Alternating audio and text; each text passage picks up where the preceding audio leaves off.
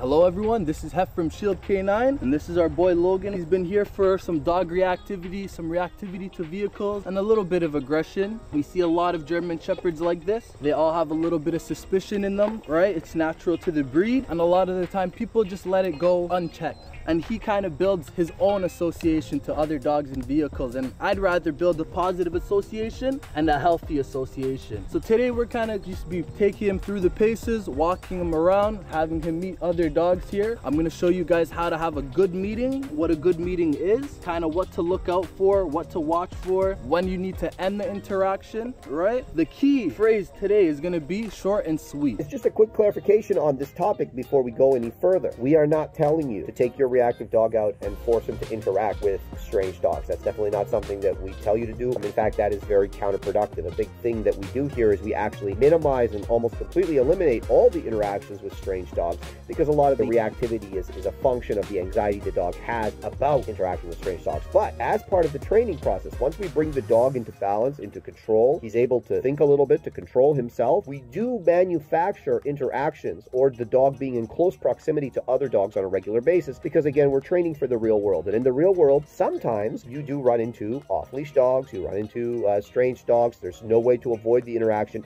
and it does happen. So we're not telling you that you should do this with your reactive dog. We're just showing you a part of our training process and how we would manufacture a healthy and structured interaction between two dogs, especially one that has had these issues in the past. I want to have a positive reaction, a positive association, and then I want to leave the scenario. So I'm going to first start off by making sure that he's with me by using the loose leash. I'm going to walk around with Logan and I'm going to make sure that he's paying attention to me.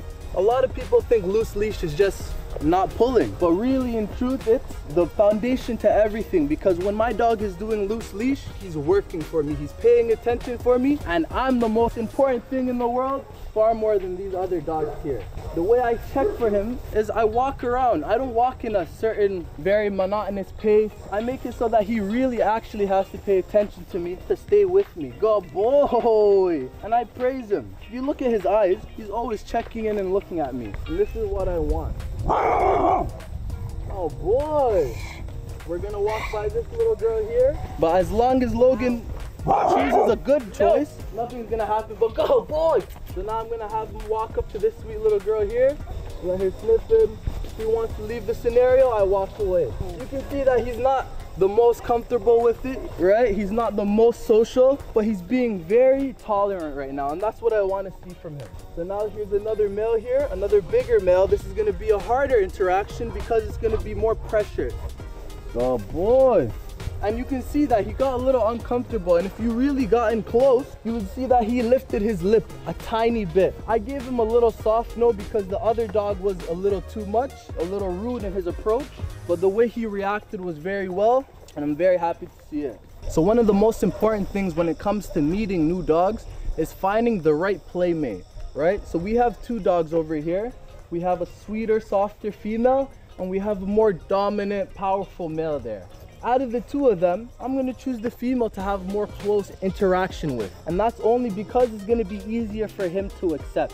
If I see that I'm approaching a dog and my dog's really concerned, really worried, I won't really force an interaction, because I don't want to put my dog in a situation where he's going to lose or he's going to fail. I want to set him up for success as best as possible. So I'm going to walk towards Lindsay and I'm going to be watching my dog's body language first and foremost. I want to see that he has an open mouth that's calm and relaxed. I don't want him to see his tail scorpion, and I don't want to see it in between his legs either. This is pretty neutral. He's not too scared, he's not too happy, he's quite relaxed. So now I'm going to get a little closer. And this is okay, he's sniffing, right? He's wagging his tail, but I see, oh boy, that he's getting a little intense. I see that his chest is coming out a little bit. I see that he has his mouth closed and his tail is starting to scorpion ever so slightly. I want to end the interaction before it becomes too intense for him, so that he walks away from this scenario thinking, I met a nice dog. And you can see that he's a little worried and he's making better choices. Instead of interacting with her, he decided, you know what? I'm going to be a sit beside Hef, because when I'm in a sit beside Hef, nothing bad happens, but when I make bad choices, I get corrected.